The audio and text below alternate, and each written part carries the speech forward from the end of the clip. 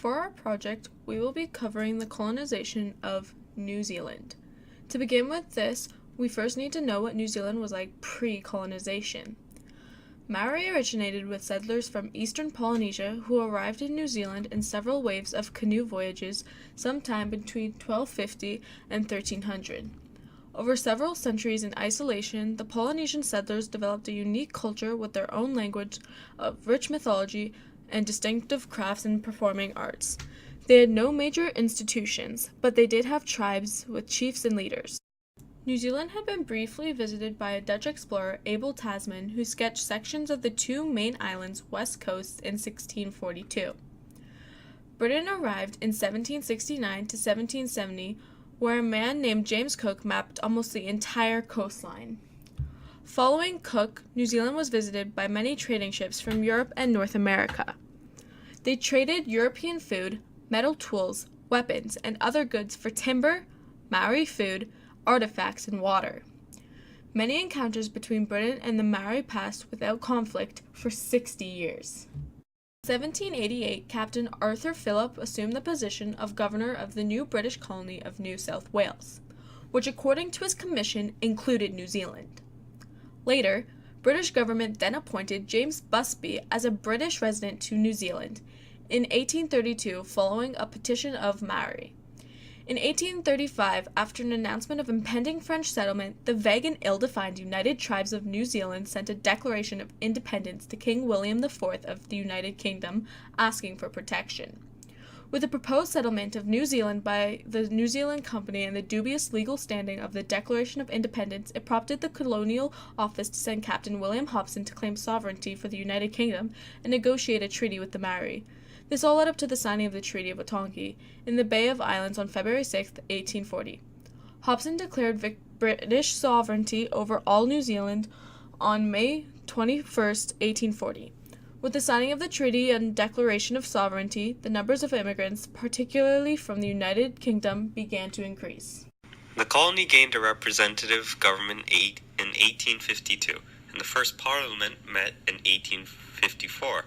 6 provinces were created, with elected superintendents and councils. At the national level, and General Assembly was established consisting of a legislative government council appointed by the Crown, and a House of Representatives elected every 5 years by men over the age of 21 who owned, leased, or rented property of certain value.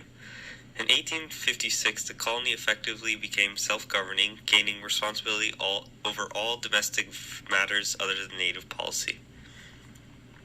Wellington was chosen for its central location, with Parliament officially sitting there for the first time in 1865. In 1891, the Liberal Party became to a power as first organized political party. The Liberal government passed many important social and economic measures. In 1893, New Zealand was the first nation in the world to grant all women the right to vote, and in 1894 pioneered the adoption of compulsory judgment between employers and unions.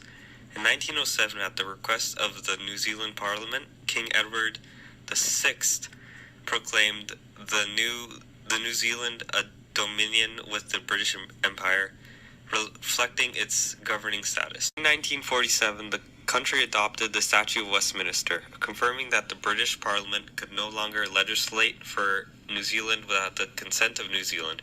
Early in the 20th century, New Zealand was involved in world affairs, fighting in the First and Second World Wars and suffering through the Great Depression. The Depression led to the election of the first Labour government and the establishment of a comprehensive welfare state and a protectionist economy. The first Labour government lasted from 1935 to 1949. It was responsible for the realization of a wide range of progressive social reforms during its time in office. It set the tone of New Zealand's economic and welfare policies until the 1980s, establishing a welfare state, a system of economic management, and high levels of state intervention. The institution ended after the Great Depression itself had ended. New Zealand experienced increasing prosperity following the Second World War, and the Maori began to leave their traditional rural life and move to the cities in search of work. A Maori protest movement developed in early 1970s, which criticized Eurocentrism and worked for greater recognition of Maori culture and of the great Treaty of Otongi. In 1975, a Otongi tribunal was set up to investigate alleged breaches of the treaty, and it was enabled to investigate historic grievances in 1985. The government negotiated settlements of these grievances with many iwi, which is the largest political grouping in pre-European Maori society. New Zealand today has spread out institutions with the constitution being at the top, meaning all the laws and principles that form the political body of New Zealand. Next, we have the Crown as the monarch. The Crown is the state in all aspects with the jurisprudence of the Commonwealth realms. The Crown is the legal embodiment of the executive, legislative, and judicial governance in the monarchy of each country. Next, we have the executive power, which is exercised by all ministers, all of whom are sworn into the Executive Council and accountable to the elected legislative, the House of Representatives. Several senior ministers, usually on 20, are a collective decision body making, known as the Cabinet, which is led by the Prime Minister. Next, the Parliament of New Zealand, which is the legislative of New Zealand. It consists of a Queen of New Zealand and the New Zealand House of Representatives.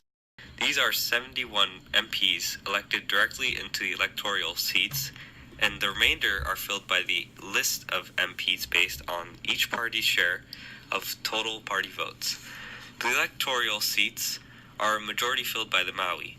Finally, we have the local government at the bottom. The Maori now are a new all-time population of 734,200. Only recently, during the 1990s and 2000s, the government negotiated with Maori to provide redress for breaches by the Crown of the guarantees set out in the Treaty of Otongi in 1840. Maori now have a significant interest in the fishing and forestry industries. There is a growing Maori leadership who are using the treaty settlements as an investment platform for economic development. This growing acceptance of Maori culture in wider New Zealand society is a byproduct of the mostly peaceful history between the Maori and the settlers. There is, of course, some disputes between the two, but they are on their way to being a completely inclusive nation.